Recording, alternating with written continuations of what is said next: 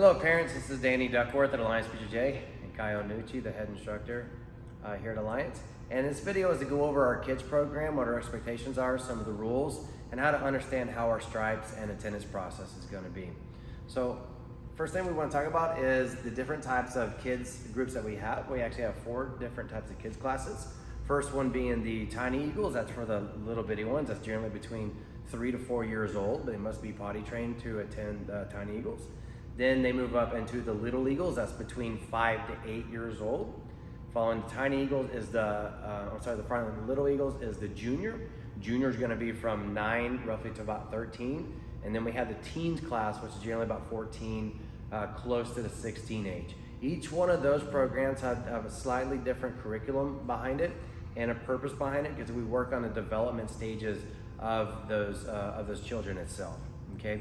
So we're gonna spend a lot of time today specifically on the Little Eagles, because we have an Alliance process that was built by a child psychologist and a couple of the expert martial artists within the team affiliation to build that program. So the end part of this video will be going in a really deeper dive on that. But first, let's talk about the attendance, okay? So the attendance is gonna be the same regardless of the class, and it's gonna be based on your class attendance, how many times. So as you see here, this is our belt. This is always located on our wall, so if you ever wanna read this in person, you're obviously available to. And we have, I think it's about 12 belts here, and they go in basically 4 primary colors. And then we have the white belt, which they start in, okay? So the white belt, you have 8 stripes before you move over to the gray white belt. And then it's gonna take 8 classes per stripe. In the 8 stripes, you got 4 white and then 4 red. The red stripes go on top of the white stripe. So you'll see the white starting to disappear, and it'll turn more to a 4-stripe belt of their color system. Now, the class attendance does change once you get to the yellow, which is gonna be 10 classes per stripe as opposed to the 8. And then of course, when you get to the green, it's gonna be 12 classes per stripe. Good timeline to kind of base this on is typically each belt is about 1 year of training. So it's actually geared towards the kids that start in our Tiny from age 3 to 4. You got your 12 years. That's gonna put them right in roughly to the adults about the 16 years old, which should bring them roughly to about the green-black. So this is usually reserved for your upper, more advanced children as they move in through the ranks. Now we're gonna talk about the Little Eagles. This is the one that we do a really deep dive on. And this one, I'm gonna turn this over to Kyle, and he's gonna go over the behavior stripes for you. So we're gonna have 4 stripes for behavior that are really important to understand how to work, and we're gonna really need the help of the parents for that. We're trying to integrate the education of the kid, not just inside the mat, but outside the mat. So Alliance actually developed this system, like Danny said, and we are trying to emphasize some aspects that we need some feedback from you parents, right? So the first one will be the social conduct, the yellow stripe. It will be related to, if we have to pick up one word, like sportsmanship, like respect all the colleagues, all the friends, respect the coach.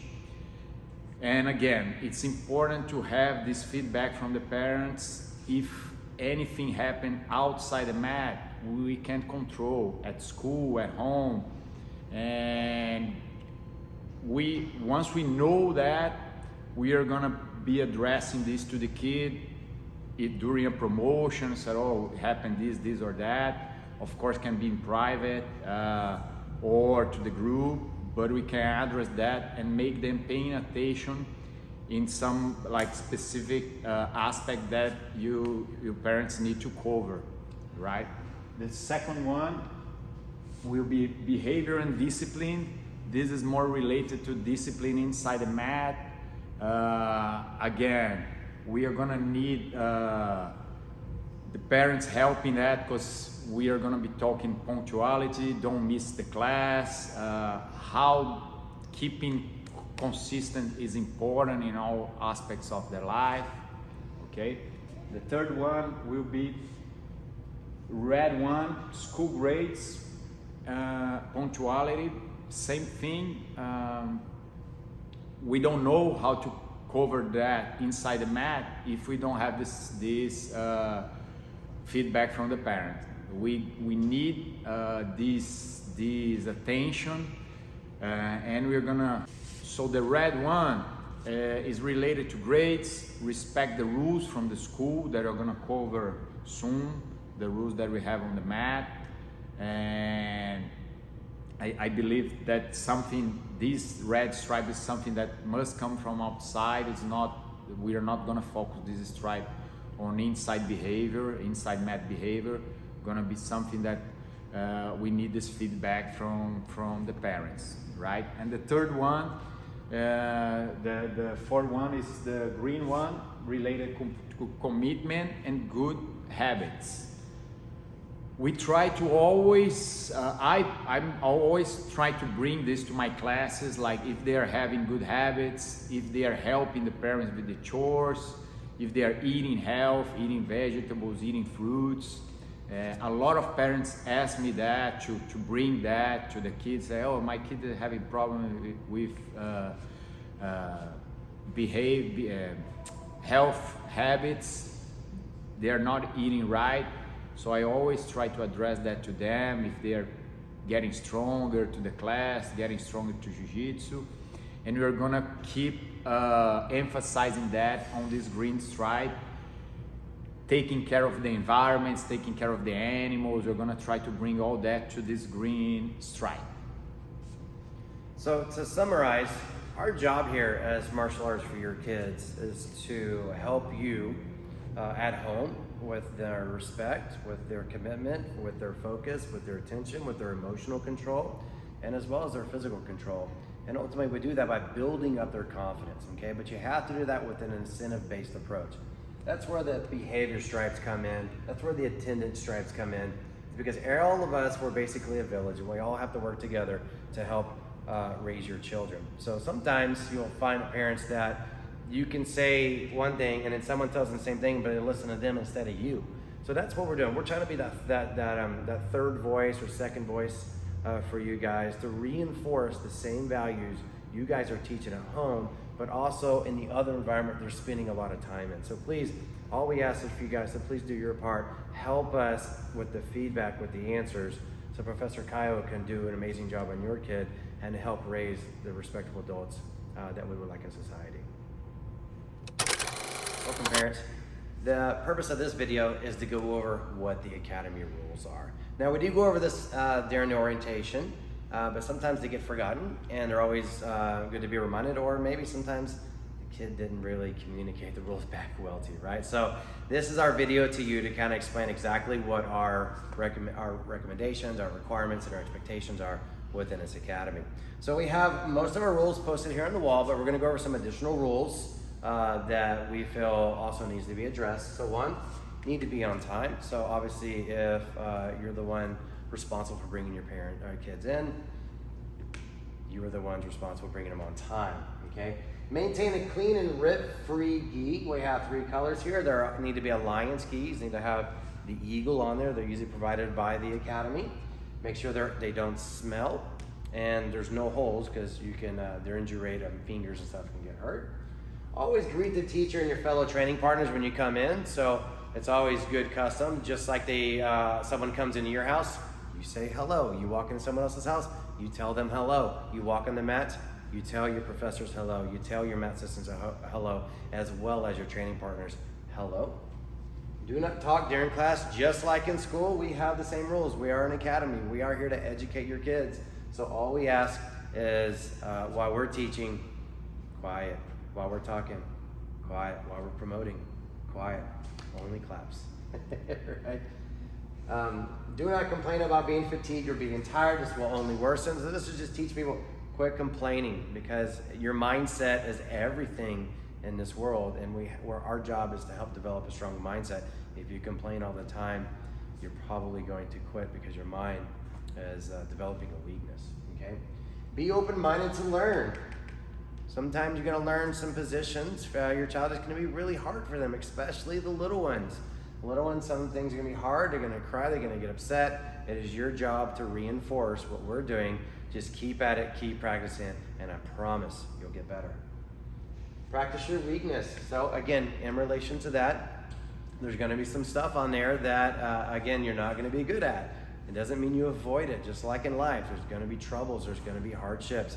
Jiu-Jitsu is built to show you how to overcome difficult situations in your life by practice, by putting yourself in an uncomfortable position and finding a way out of it. Do not resist due to pride, okay? So this is all about injuries here. If anything hurts during a grapple, tap, verbal tap, foot tap, right? We need to know, not only us, but also their partner, that the submission's been applied correctly and it's time to move on. And sometimes kids, because kids don't feel pain the same or they're super flexible, they need to be reinforced from you guys as we are to them. Even if it feels like you can go an extra inch on your shoulder, tap and move on, because we don't want the injuries, and that's your pride doing that. If you lose, try again. If you win, be respectful. This is what we call slap, bump, and roll. Slap, bump. That's how every grapple starts and ends, no matter what happened in the middle or before or after. That is our mutual respect of combat, that we're just here to get better and to learn. So Caio's gonna go over some additional rules that he likes on his mats, so you know what his expectations are. So Caio? Right, so we got another rules that we reinforce almost every day to the kids, that they must have their nails cut, right? Important to don't hurt friends, and cleaning, be always clean, right? Another one is Jewelry and makeup, right? Yeah, Especially the girls. that's it. Important to do, again, avoid injuries. Maybe you can put your finger there, your arm, you can hurt yourself, hurt somebody, hurt the neck. Especially the earrings. You get pressure and you got those earrings, it's gonna stab you. You got jewelry, their favorite little necklace, you got them, it's gonna get ripped off. So no jewelry. Makeup, you have a shiny new white gi, and the girl put all her makeup on, and their face is on that gi. And a little girl that has a nice gi feels good, someone else makeup on, they're gonna cry. It's gonna happen, right? Hash guard, using the hash guard under the gi, important for hygiene. We are all sweat every time, so to avoid transmitting any disease or anything. Also, notice that I'm wearing a rash guard, he's wearing a t-shirt. That's to show you the difference. You see how that t-shirt's very loose? Your fingers are gonna get caught in it and it's gonna create injury. That's why we recommend rash guard, not t-shirts, right? And we sell them at the front. And the last one, our favorite one. What is it, Caio? No coaching. What does that mean exactly? Yeah. Well, usually some parents are more like emotional with their kids training, and they cheer, they want to try to help, and almost every time they never trained jiu-jitsu before, and this can be, instead of helping, this can be dangerous, or can mix the kids, or other parents maybe have some problem with that. So we ask for the parents to don't coach, let us coach, because we've been doing that for more than 15 years, so we know what we are doing. And like I said, sometimes it get a little bit over emotional, right? And I'm gonna add to that, because sometimes you'll see your kid maybe not paying attention to class. No coaching basically means don't yell at them either. Okay, they need to make those errors, they need to be corrected. If you see that, whether it's on their camera system that you have a membership to, or in person, just like in home, you try not to argue in front of the people. You take them to the side and have that conversation. So if you see your kid acting up on the mat, when you get in that car, have that conversation and reinforce what your expectations are. But don't do that in our facility or in our mats, because it disrupts our flow, our class, and frankly, it's a little disrespectful. Yeah, and sometimes show that we are not the person in charge. So it's important to emphasize that we are the person in charge there. Sometimes we are talking and parents are talking other thing, and it creates in the child's mind that who is in charge here. So it's important that they know that we are giving the word, we are giving the final word inside the mat. Yep.